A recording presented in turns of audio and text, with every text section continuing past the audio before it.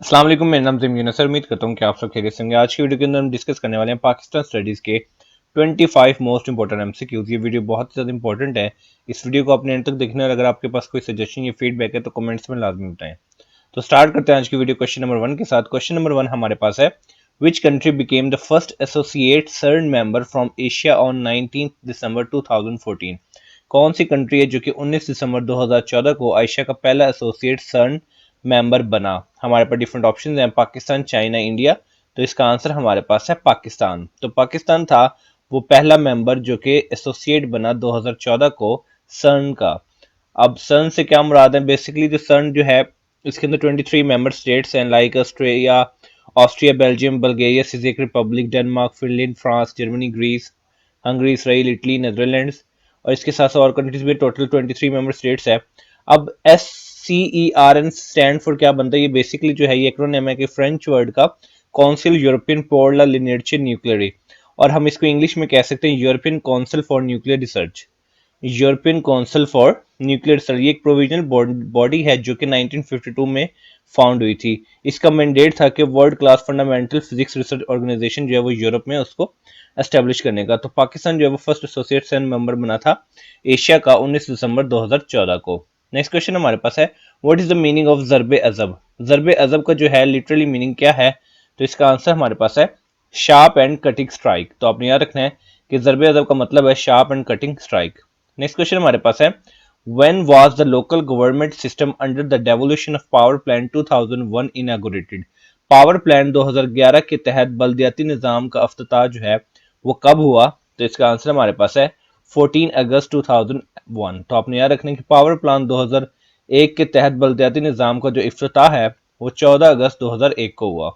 Next question हमारे पास है, when was the 17th amendment bill ratified by the president after getting passed by both houses of Majlis Shura? 17वीं तरमीम का bill मजलिस शूरा के दोनों ऐवानों से मंजूर होने के बाद सदर मुमलिकत ने कब तौसीक किया? तो इसका आंसर हमारे पास है 31 दिसंबर 2003। तो अपने याद रखने के 17वीं तरमीम का बिल जो था मजलिस शूरा के दोनों ऐवानों से मंजूर होने के बाद सदर मुमलिकत ने 31 दिसंबर 2023 को इसको तौसीक किया।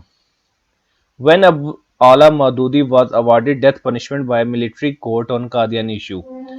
कब जो है अबुल आला मौदूदी को कादियानी मसले पर फौजी अदालत ने सजाए मौत सुनाई? तो इसका आंसर हमारे पास है मई 1953। तो ये चीज़ आपने याद रखनी है कि अबुल आला मौदूदी को कादियानी मसले पर फौजी अदालत ने मई 1953 में सजा सुनाई। Who negotiated with cabinet mission 1946 on behalf of All India National Congress? All India national Congress की जानिब से काबीना मिशन 1946 के साथ किसने बातचीत की? तो इसका आंसर हमारे पास है AK आजाद यानी कि Abu Kalam Azad. Who initiated the cult of Shivaji against the Muslim from India? Hindustan के मुसलमानों के खिलाफ शिवाजी का फिरका किसने शुरू किया? तो इसका आंसर हमारे पास है बाल गंगाधर तिलक। बाल गंगाधर तिलक ने हिंदुस्तान के मुसलमानों के खिलाफ शिवाजी का फिरका जो है वो शुरू किया। Who car the spiritual guidance shopkeeper? रूहानी रहनुमा को दुकानदार जो है वो किसने कहा?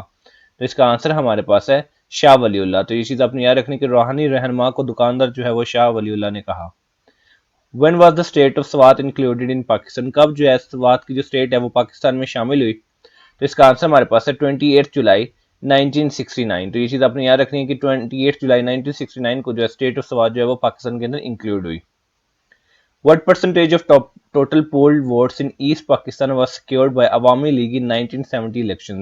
1970 के इंतखाबात में अवामी लीग ने मशरकी पाकिस्तान में टोटल पोलिंग वोटों का कितना फीसद हासिल किया? तो इसका आंसर हमारे पास है 75%। Article of 1973 Constitution was amended through the 24th Constitution Amendment. 1973 के आइन के आर्टिकल जो है वो कितने में यानी कि 24वें जो है कॉन्स्टिट्यूशन थी, जो आर्टिकल कौन सा आर्टिकल था 1973 कॉन्स्टिट्यूशन का जो कि 24th कॉन्स्टिट्यूशन अमेंडमेंट के थ्रू अमेंड हुआ? तो इसका आंसर हमारे पास है 51। तो आर्टिकल 51 जो है 1973 कॉन्स्टिट्यूशन का वो जो है 24th कॉन्स्टिट्यूशन अमेंडमेंट के थ्रू जो है वो तरमीम हुआ, चेंज हुआ। प्रोडा यानी कि public representative office disqualification act was passed in, ये पास जो है प्रोडा जो public representative office disqualification act जो है कब पास हुआ? तो इसका आंसर हमारे पास है जनवरी 1949। तो ये चीज आपने याद रखनी है कि public representative office disqualification act जो है वो जनवरी 1949 में पास हुआ। Why Syed Ameer Ali resign from the Muslim League in 1913? Syed Ameer Ali ने मुस्लिम लीग से 1913 में रिजाइन क्यों लिया? तो इसका आंसर हमारे पास है the party had no clear cut policy.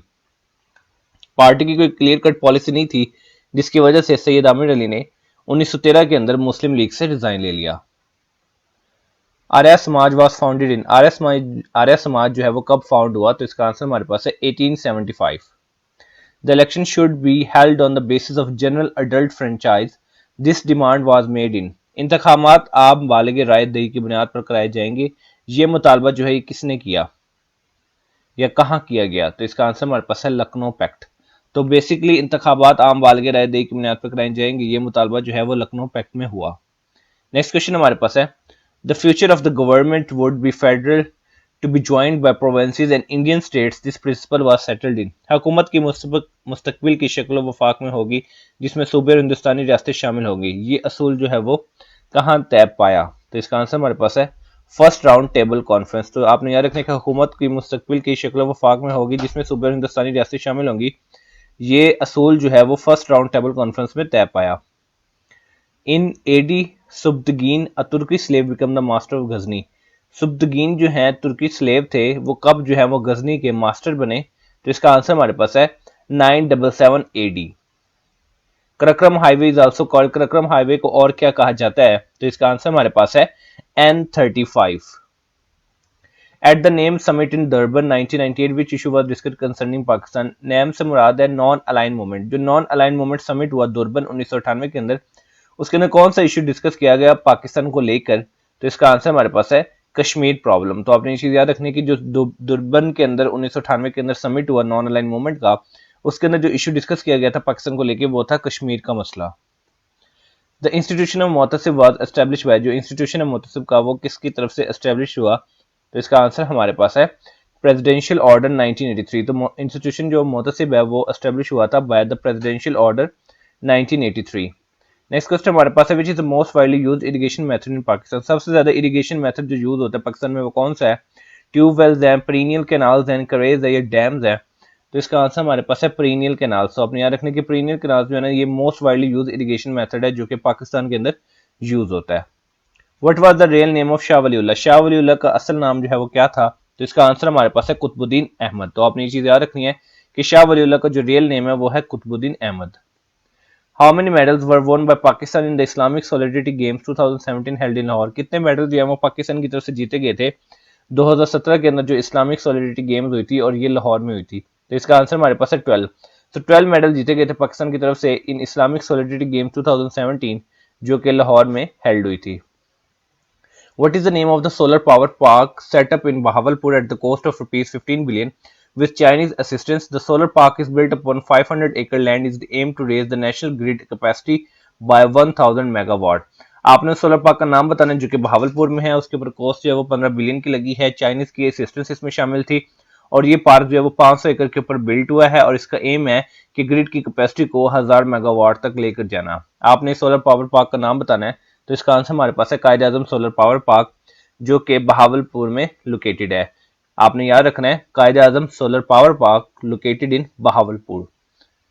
Next question हमारे पास है tomb of Babur is in which city, जो टॉम है बाबर का वो कौन से शहर में है? तो इसका आंसर हमारे पास है काबुल। तो आपने याद रखना कि tomb of Babur is in Kabul. तो ये थी आज की वीडियो जिसके अंदर हमने 25 मोस्ट इंपोर्टेंट पाक स्टडीज एमसीक्यूज को डिस्कस किया।